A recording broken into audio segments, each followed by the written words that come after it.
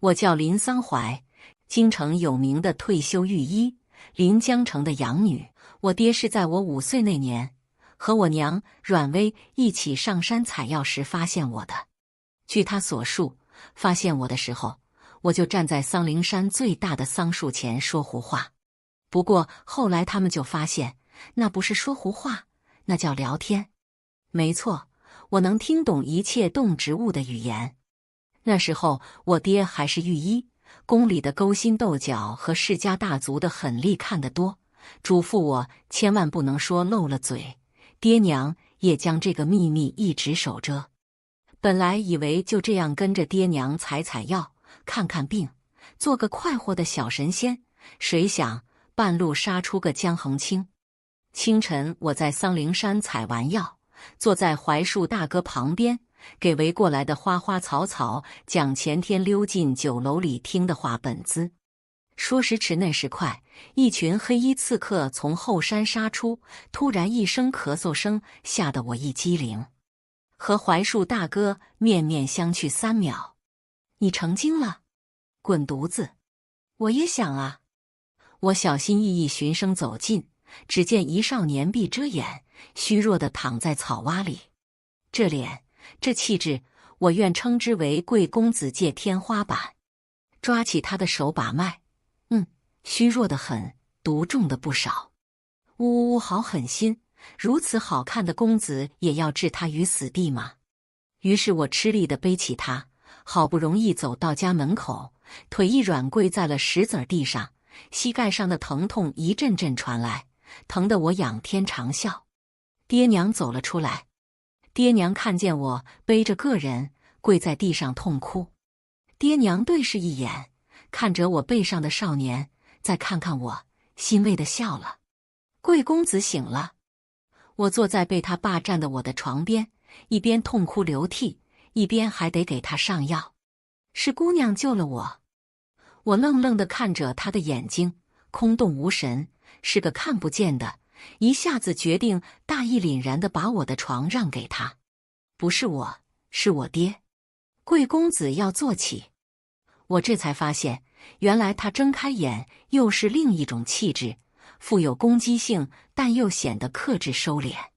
谢救命之恩。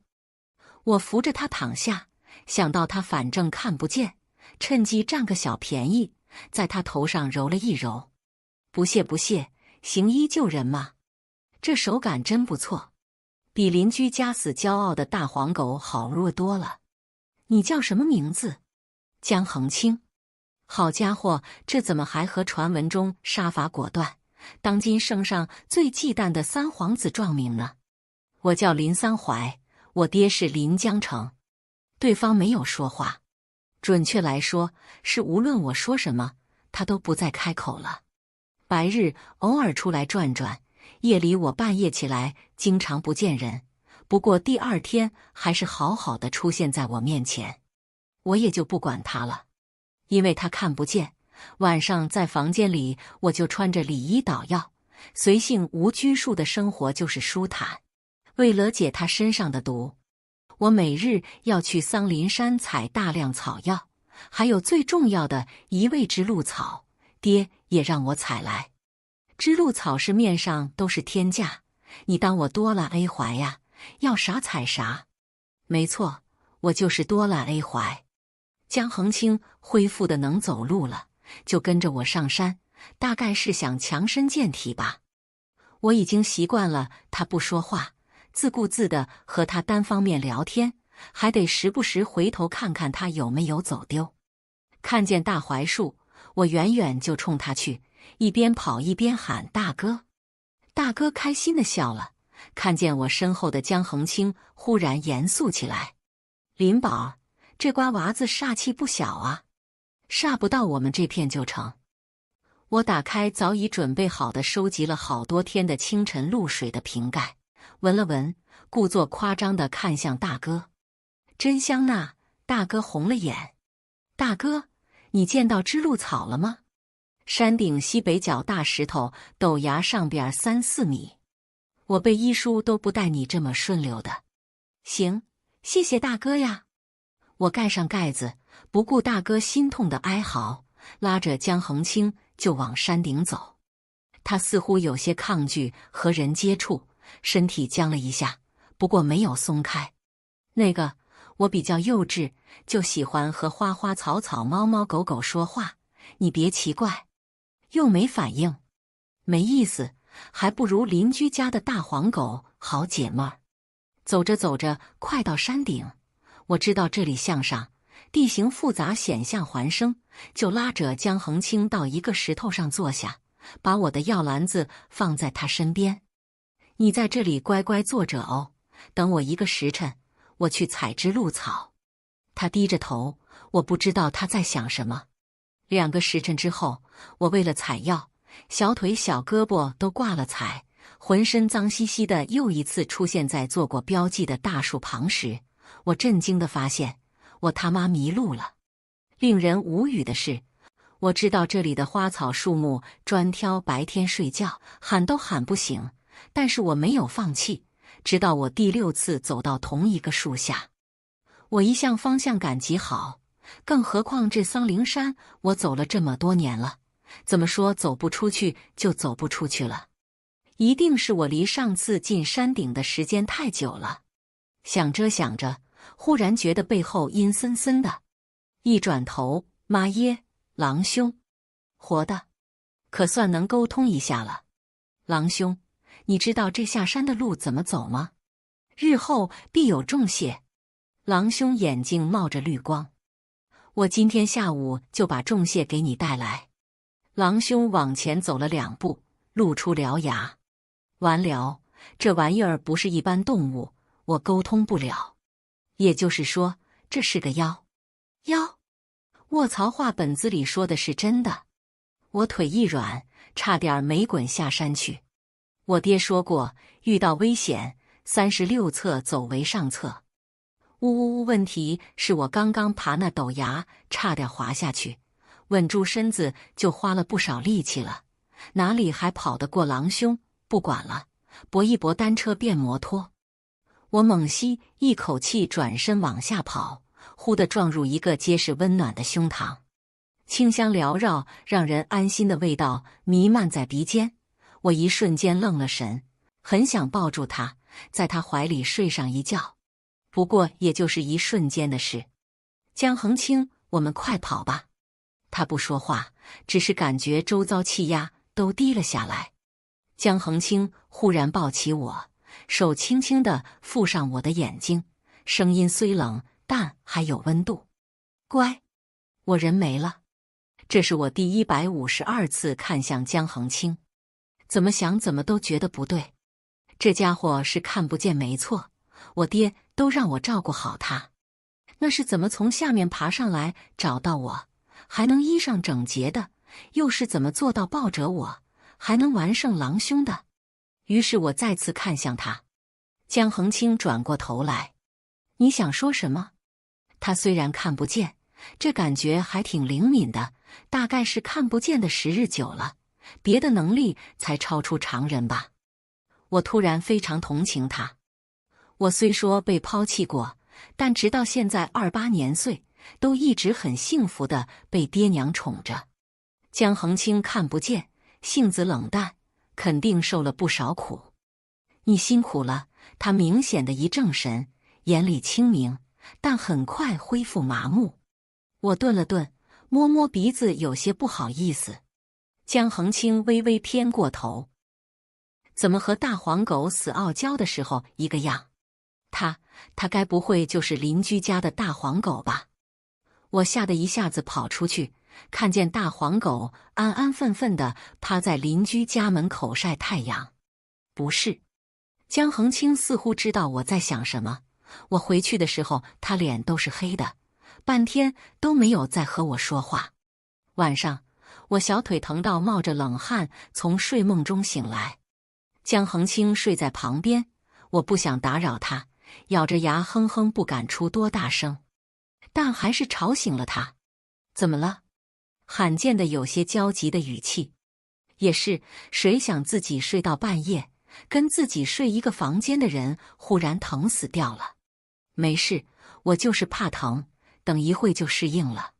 如果他不瞎，一定看得见我满头细密的冷汗。我知道这不仅仅是疼，知路草旁边很多草药都有毒性，我大概是不小心被划到了，等会儿自己涂点药就行。江恒清面色不太对劲，眼睛都似乎有神了很多，一把撩起我的内衫裙摆，我吓得赶紧坐着往后退了退。你别趁人之危啊！我知道我纯洁善良，美貌如花，他只是轻轻地给我小腿上的伤吹气，凉凉的很舒服。还好是晚上，看不见我羞红的脸。啊，不对，他白天也看不见。你想多了。我偏过头去不看他。想多了就想多了，笑着说是生怕我不够丢脸吗？不过他笑起来很好看。第二天，江恒清喝完最后一方药，休息了几个时辰之后，毒已经解了大半了。余毒对生命无碍，以后慢慢调养就行。与此同时，我发现他现在脾气很大。我和大黄狗说话，他拿着剑淡淡的走来，大黄狗大骂一声靠，就撒脚丫子跑了。我上山去采药，他见着动物就放出杀气，搞得现在和我说话的小动物都没了。我听话本姿和酒楼里的小厮聊天，他比我高一个头的身形偏偏就挡在我和那人之间。江恒清，我够他的耳朵有点吃力，索性扯住他的腰带。旁人似乎都没听见，各自饮酒作乐。他微微地笑了，可惜眼睛依旧浑浊，不过一下子还给我整不好意思了。我踮起脚对上江恒清近在咫尺的脸，小声骂道：“你又不和我说话，还不让我和别人说话，哪里来的皇子病？”他不恼，揽过我的肩，轻轻柔柔的气息洒在我的耳朵旁，惹得我一阵腿软站立。话我陪你讲，如何？只闻见他身上好闻的气息，还有声声入耳的诱惑。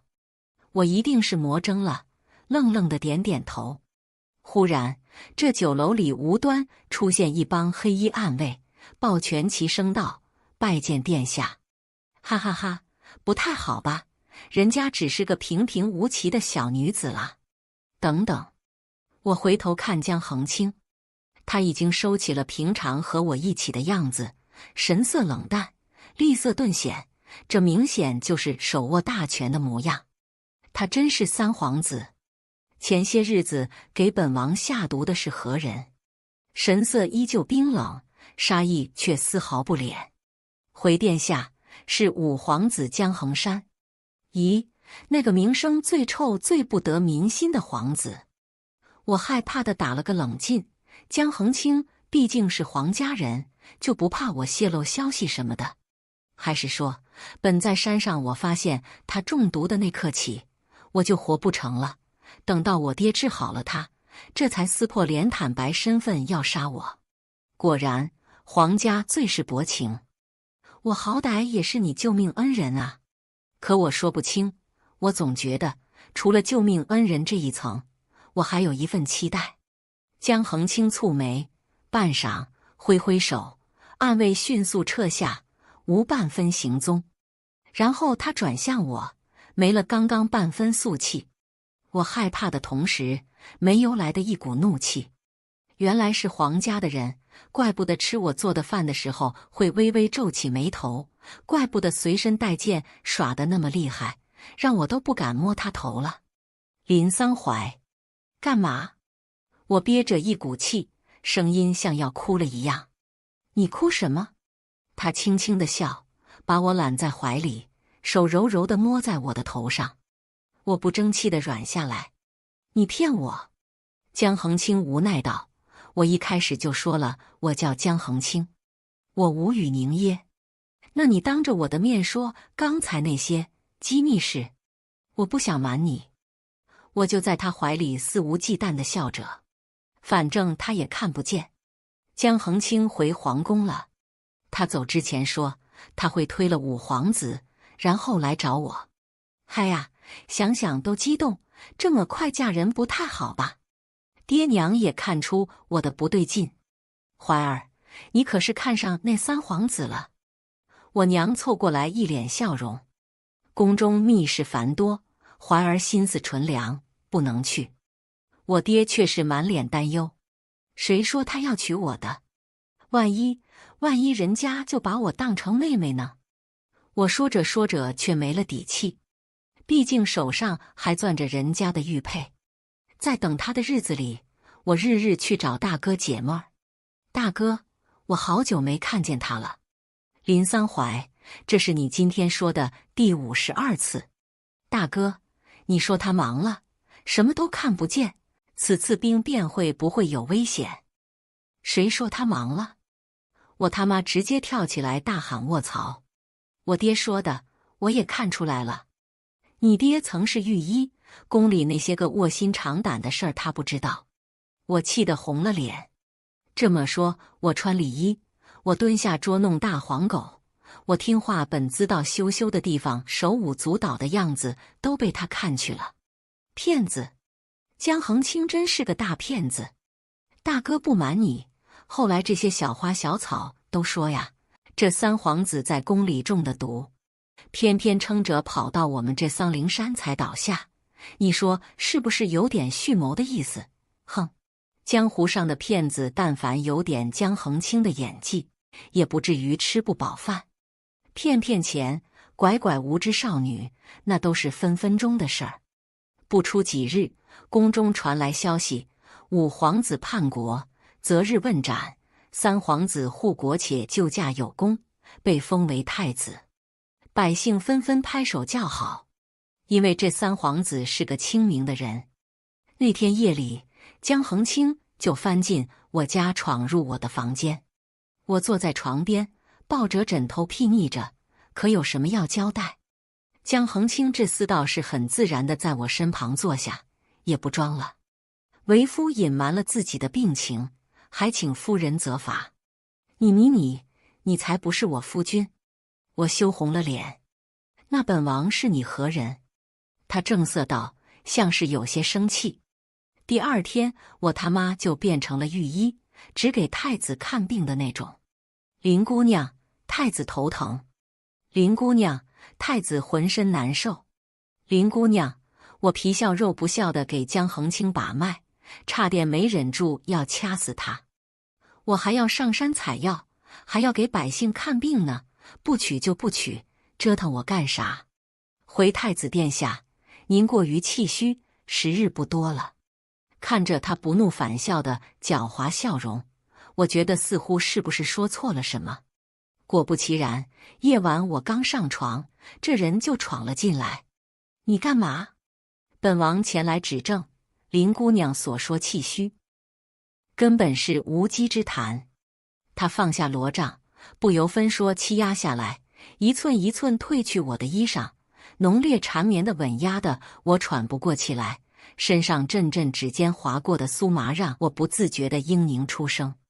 林姑娘依人失误，我可要好好罚一罚。靠！私报公仇。后半夜，无论我怎样哭着求饶，江恒清愣是不退半步，还咬着我的耳朵勾引我。好环儿，叫声夫君来听听。我叫了，我人没了。后来江恒清主动让了太子之位，那位刚柔并济的二皇子更加适合这个位置。我们成了亲，一起游历天下。我靠我的医术闯出了一片小天地，当然我知道其中不少他的功劳。他靠着他的家财万贯养我，整天除了宠我就是宠我。某天他说想要个女儿，我后退2步，干巴巴地笑着，下个月再说吧。某人摇了摇头，笑得很是开心。番外一，我叫江恒清，三皇子，不受宠。我还是个瞎子，当然装的。8岁随母后被打入冷宫，10岁亲历母后之薨。与此同时，我装瞎的本事越来越好，也因为这样掌握了不少秘密，虽然承受了很多屈辱。爬过男子胯下，淹过冬日池塘，受过下人辱骂，也挨板子打，躺过10天床板，我都忍过去了，因为我是瞎子，我不能反抗。可是我发现林玉一家的女儿林桑怀一举一动都晃得我眼睛生疼。她没有给我送糕点，因为她还没我高，偷不着。她也没有带我爬屋顶看星星。她说每一个小草小花都有生命。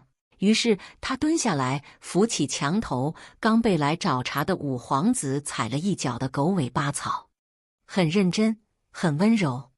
他说小草很疼，但是嘴不饶人，还在痛骂刚刚走的那个人。小花儿也是牙尖嘴利的，心疼我心疼得紧。我忘记了身上的疼痛，入神地听他讲着花花草草眼里的世界。走的时候，他挥挥手说：“祝你今天开心，明天的开心留着明天再祝。”从来没人祝我开心。第2天他没来，我很快投入宫廷的尔虞我诈中，都快忘了这件事，只当那日是个梦。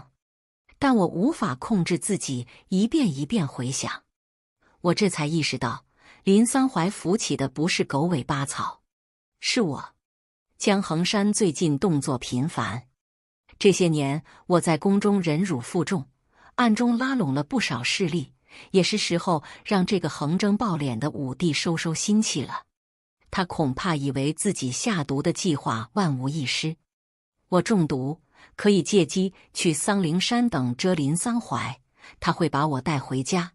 没等到他，我可以服下抑制的药物，虚弱的去寻他，他也会带我回家。感谢武帝，幸好等到了。我睁眼的时候，他就在床边，一副非常难过的样子。他长大了，水嫩嫩的脸，纯净无杂质的眼睛。他一定是心疼我，还得意地摸了摸我的头。可是他问我叫什么名字。后来我没有说话，我不知道他是忘了我，还是我的样子变化太大，或者他根本就没有记得过我。他去采药了，我见了林御医。他知道我的忙是装的，我也同他讲了我的计划，他表示全力支持。我们还达成共识，瞒着林桑怀。我还了解到，林桑怀那日回来，兴奋地讲了很多关于我和我院子里的小花的故事，只是第2天发了高烧，忘了七七八八。没关系，我们可以重新认识。我吃了他做的饭，手艺很好，只是都是素的。当今圣上已经苛捐杂税成这个样子了吗？我皱了眉，没看见对面林桑怀有些失落的表情。我体内的毒已经抑制住了，彻底解开不是难事，只是还需要知露草。我知道这对林桑怀来说不是难事，只是知露草长在陡崖边，他一人去我不放心。我跟在他后头，他和我说话，又回头看看我。大哥，他和槐树讲话，煞不到我们这片就成。我垂眸暗想，今天晚上出去办事要记得和暗卫交代一下，到时候兵变不能杀到这来。大哥，你见到知露草了吗？我忽然疯狂嫉妒那棵槐树。等一切都结束了，我要他天天叫我夫君。行，谢谢大哥呀。他问到了，拉住我向上走。他的手又小又软，握起来好温暖好舒服。那个，我比较幼稚，就喜欢和花花草草猫猫狗狗说话，你别奇怪。我知道，小幼稚鬼。他见我不说话，微微瘪了瘪嘴，我猜他一定又在想他邻居家的大黄狗。大黄狗不可留，你在这里乖乖坐着哦，等我1个时辰，我去采知露草。我低着头，让他以为我会听话地坐在原地。我想跟上还是难事，于是我目睹了他为了采知露草搞得自己满身疲惫，又晕晕乎乎在林里绕了很多圈。要不是我要装瞎以博更多同情，我都想毫不掩饰地大笑几声，把他哄进怀里。以后生个女儿吧，随他，可爱。野狼出现之后，我虽信任他能与他沟通，却也多留了个心眼儿，还真叫我发现了不对劲。野狼兽性太大，和五帝司牢里的动物一样，是妖物。林桑怀见事情不妙，准备转身跑。我环上他的腰肢，轻轻地安慰道：“乖。”那一刻，他一定觉得本王巨帅。这是他看我的第152次。我知道他在怀疑我，但我还得装，不然晚上怎会看到他穿着薄薄一层衫的模样？你想说什么？他愣了一会儿，我以为他要质问我，没想到他不好意思地摸摸鼻尖说道：“你辛苦了。”我说不上来我是什么感觉，酸涩、无奈，还有一些甜蜜。我的出身和我过往的经历让我变得不会表达，我只好下意识地偏过头。他跑出去了，去看大黄狗，又一脸虚惊一场地跑进来。大黄狗绝对不可留。半夜，他慢吞吞地坐起来，抱住小腿，忍住不发出痛声。我从临时的床上醒来，焦急地凑过去。没事，我就是怕疼，等一会就适应了。疼的话，吹一吹会好一些吧。于是撩起他的内衫裙摆，扶住他的小腿，一道浅淡长的伤口。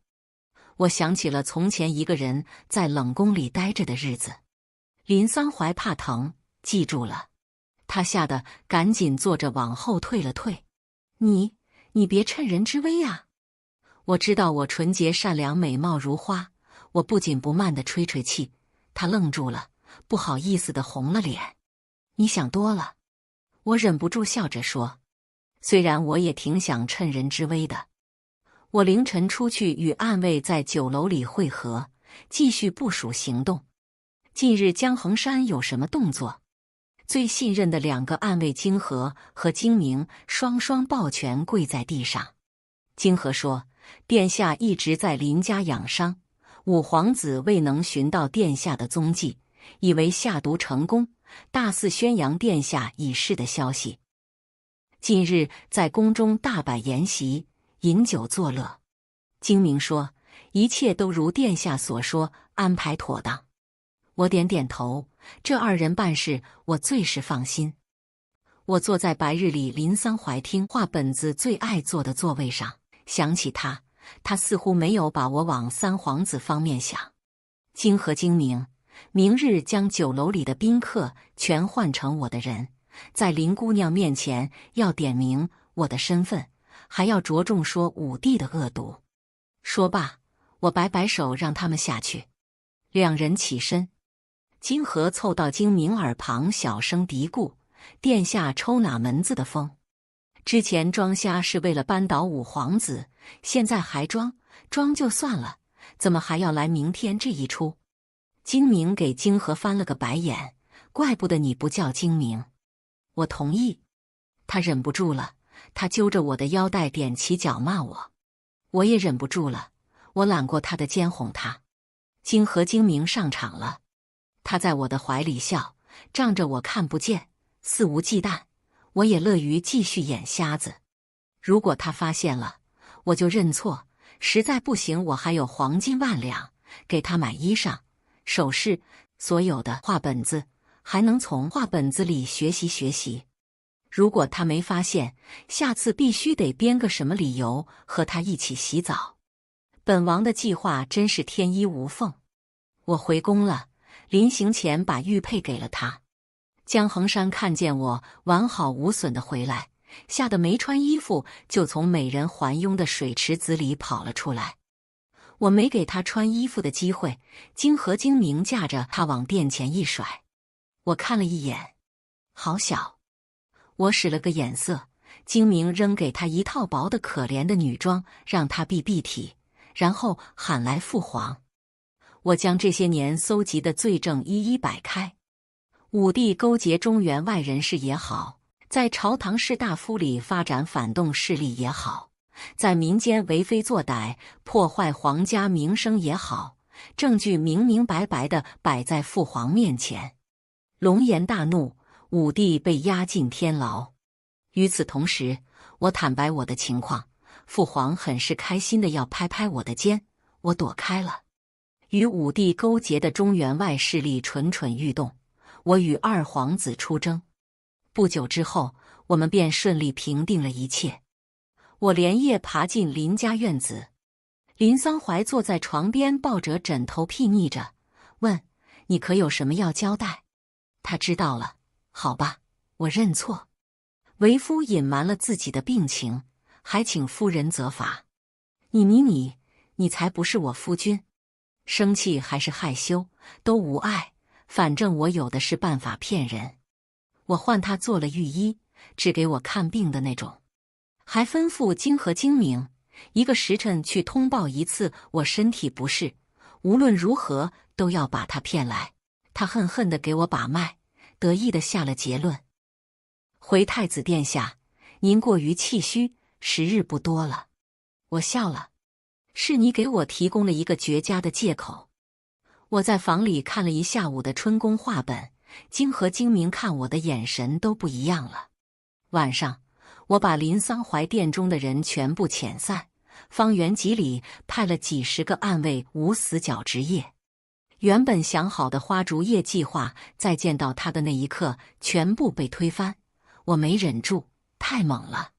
不怪我，怪怀儿长大了，绯红的脸颊，胸前的柔软，细白的腰肢，双腿间的隐秘，还有声声入耳的叫声，简直就是杀人利器。好怀儿，叫声夫君来听听。他叫了，我人没了。我退了太子之位，二皇子政治清明，有头脑有谋略，且心思在国，比我适合。我与怀儿成了亲，两人游历列国。他心思善良，经常救助百姓，采药熬药照顾人都是亲力亲为，又因为医术师成林御医，很快闯出了自己的小天地。不乏来找茬的，可惜碰上我。某天经过一户人家，父亲母亲和3、4岁大的女儿嬉闹的声音一下子烙进我的脑中。我说，我想要个女儿。林桑怀心虚后退，下个月吧。我怎么可能同意呢？番外2，我问我爹，没钱的日子怎么过？我爹偷摸地塞给我1袋银子，泪眼婆娑地推着我往外走。爹，你不要我了吗？林江城拿起了墙角的扫把。我他妈直接连夜逃出京城。倒也不是江恒清没钱了，就是最近我出了点小事儿。不知道哪个天杀的散布消息说，林家养女林桑怀是妖女，能长动植物生命，还拿东风酒楼做幌子，仗着自己的医术发明毒物，而解药又精又贵，为的是日后断了药路，自己的独门解药卖个好价钱。笑死，江恒清这么多钱养我，我用得着从百姓身上刮脂水？真想用我的手和你的脸为你鼓掌到你妈都不认识你。不过你还别说，搞幺蛾子这人有点本事，真叫人在酒楼暗格里发现了些毒物。江恒清偷了些给我看过，我偷着去桑陵山给大哥看过。大哥沉默半晌，你就捣鼓出这种破玩意？我是来问你近来可见过采桑陵果的人？这毒物说简单也简单，无非就是几种烈毒罢了。问题是，这人懂得用桑陵果萃取的精华，使毒性香柔香醋。大哥一口咬定是江衡山，然后朝西北角换了声娇娇。很快滚过来一枚小青果。小青果说，那日从树头掉下，正巧掉进一黑衣男子的包袱，跟着他一路来到桑陵山。那人弯腰，他便掉下了。不过他脚踝纹的飞龙，他看得很清楚。飞龙嘛，江衡清脚上也有个，回去找他问问。我和大哥告了别之后，大黄狗老远就冲过来，死死抓住我的脚。老妹儿，带哥走吧。我蹲下身，慢条斯理掰开他的爪子。我大娘家的伙食不够养你，我夫君早看你不爽很久了。大黄狗两眼泪汪汪。不是，我前些天守夜见一黑衣人从桑陵山上下来，包里一闻就知道采了不少桑陵果。看他煞气凶，我脑子一抽就咬了他一口。我怀疑他要来报复我。你怎知他一定会来报复你？街口的花花说了最近的传言，花花是他的小情人。那你还敢跟我回？我是妖女。大黄狗义正辞严，放他娘的狗屁！你是妖女，我还天皇老子呢。好好待在这护着大娘，那人不会来找你的。可惜了，洗白的时候不能让大黄狗作证，不然越洗越黑。请君听狗言。汪汪汪汪汪！江恒清忙着调查酒楼是否有戏做，还要去牢里看看亲爱的五弟，晚上很晚才会回来。我点着蜡烛伏在岸上看医书。这毒药我能解，但因为有桑陵果的精华，解起来很麻烦。还好没有流入百姓之中。你说这人冲着我来为了什么？多半因为江恒清吧。他经商也优秀，做杀手也不在话下。京中明里暗里还有那么多势力，眼红他的人多了去了。现在所有已知情况都把幕后黑手指向江恒山，可他不是早被关押了吗？难道说他的势力也不像表面简单？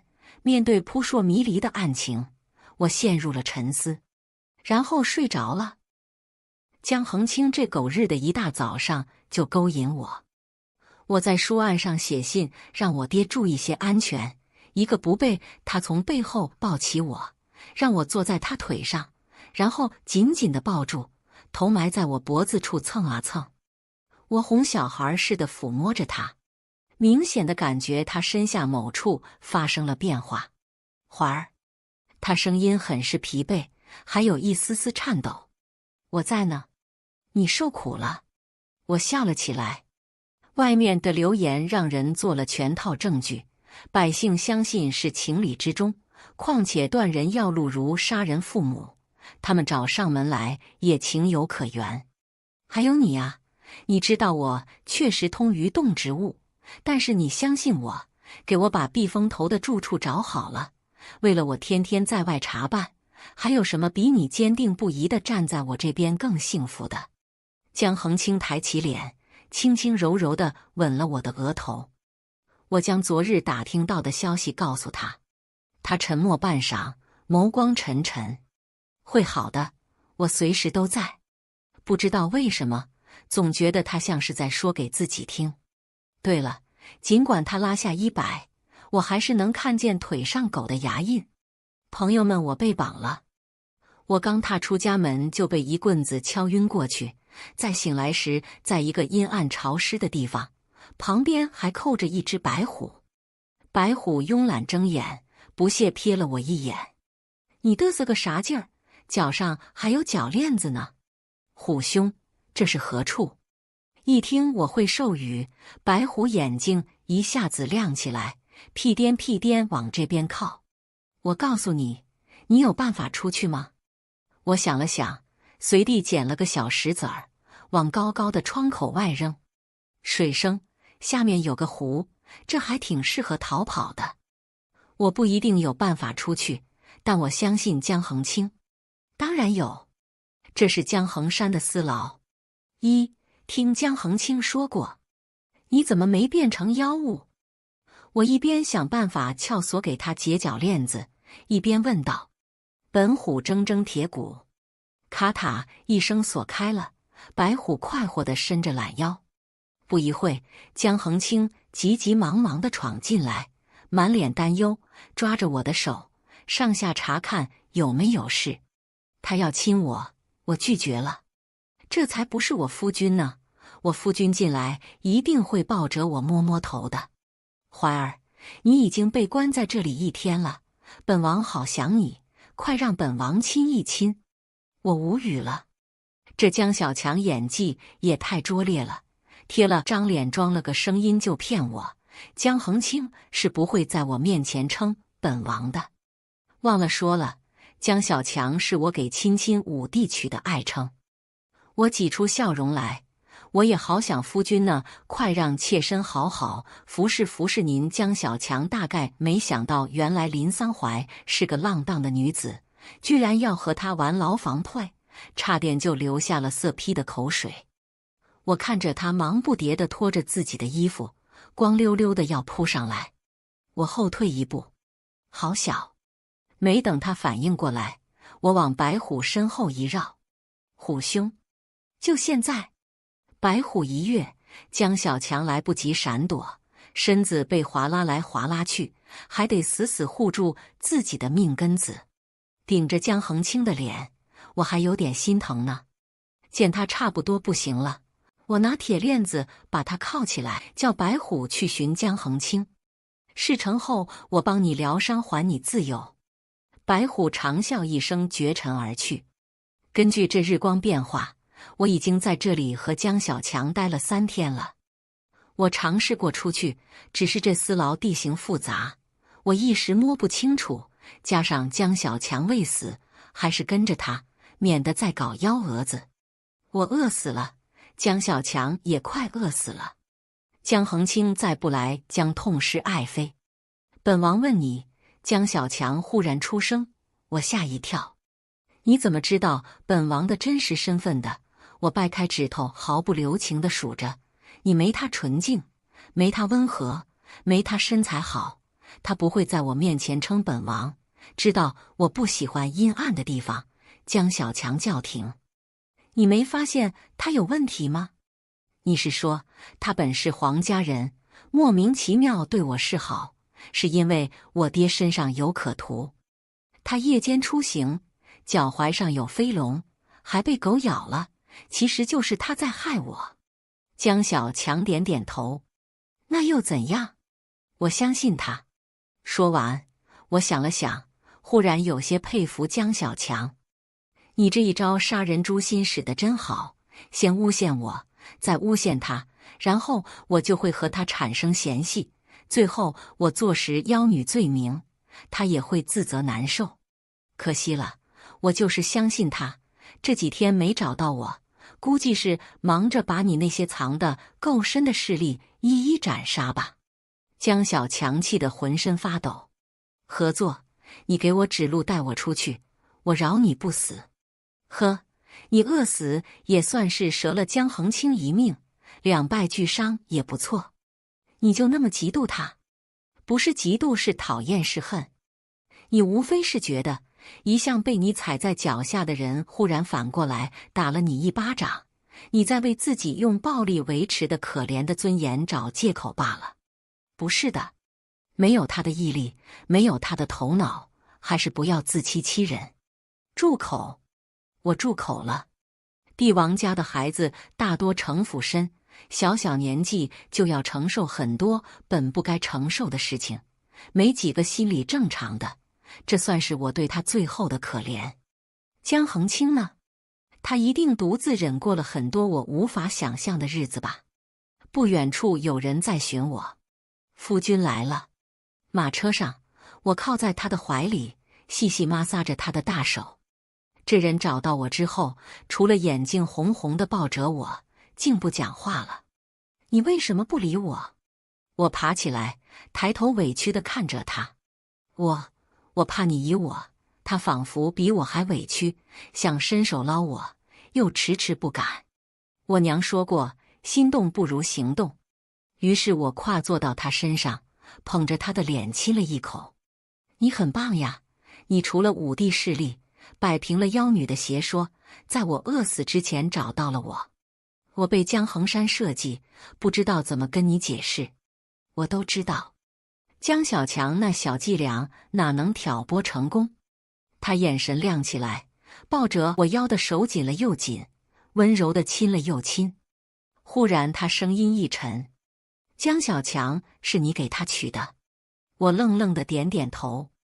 为何我没有？夫君夫君好夫君，这还不够吗？我想往前离他更近一点，手一撑摸到了不该摸的地方。温温热热还鼓鼓的。江衡清憋着笑，一看就一肚子坏水。怀儿别闹，回去再疼你。我不服似的捏了捏，仰起头，那你理不理我了？怀儿对为夫深信不疑，我怎么舍得不理？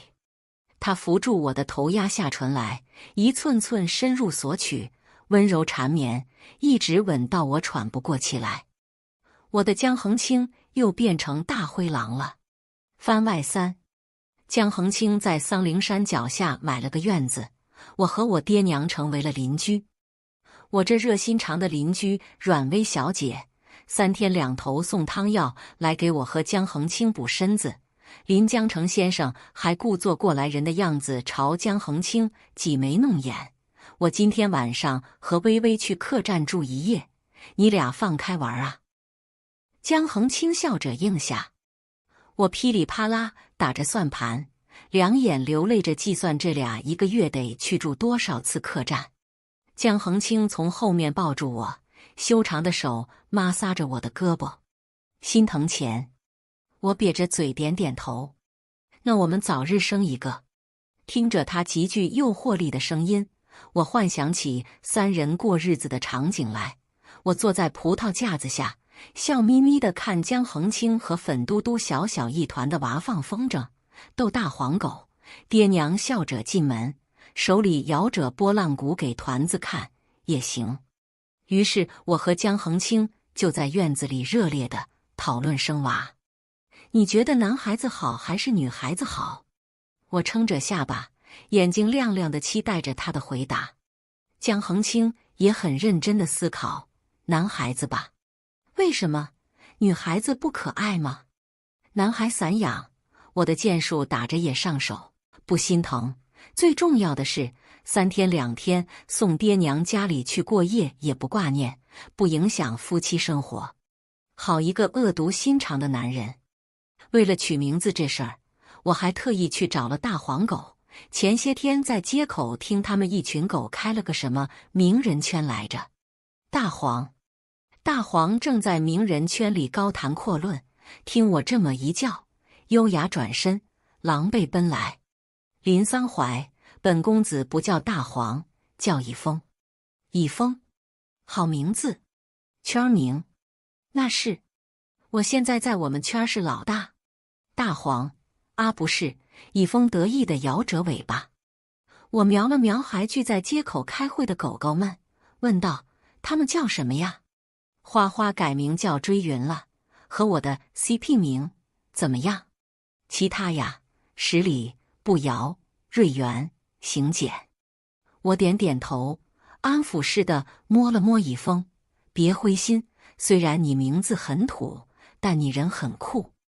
以风送了我一个大白眼儿，你也有名字，比我还土。不是吧？这文化圈真他妈广啊！我怀着忐忑的心情问我的圈名。你叫绿蝶，整天穿个小绿裙子跑来跑去的。你家那位叫舒晨。区别对待。我回头看了看站在门边眉眼含笑、清新俊朗的翩翩公子，区别对待就区别对待吧。你说我叫绿什么？没听清。蝶。哎，爸爸的好大耳。说完我就跑，满满的扑进站在门边的江恒清怀里。等等，此举意在说明他是人还是我是狗。取名暂且不指望以风了，还得靠我和我夫君来。于是等到晚上，江恒清神秘兮兮地蒙上我的眼睛，抱着我腾空一跃，然后稳稳当当落地。他在我们阁楼顶搭了个小平台，我坐着抬头望着星星，他揽我入怀。夜晚的凉风吹过来，一旁触手可及的树顶簌簌出声。命运真的好神奇呀！从前你还是三皇子，我还是个乡野丫头。他憋着笑，一听就知道又要使坏。是啊，从前我认为林桑怀是完美的仙女，后来才知道她拎不动水，不会女工，特别爱哭，尤其是晚上。我装作听不懂，不服气地反驳：哪里有人是完美的？你也怕黑，也有吓得瑟瑟发抖的时候。你总装作不明白那些公子哥的心意的样子，天天去酒楼招摇。你总是温和地朝每个姑娘讲话，你也会耍小性子，故意醋我。你上次还故意气我，一个人跑去桑灵山，害我找了很久。你能3天不洗头？你和大黄吵架，还能让人家占你便宜？可恶！他笑意更深，搂我也搂得更紧了些。可这些又怎样？和我共度余生的人，就该是不完美的。我要过的是凡夫俗子的日子，不是天上神仙的日子。我听得开心，抬头拨了他一口。不够。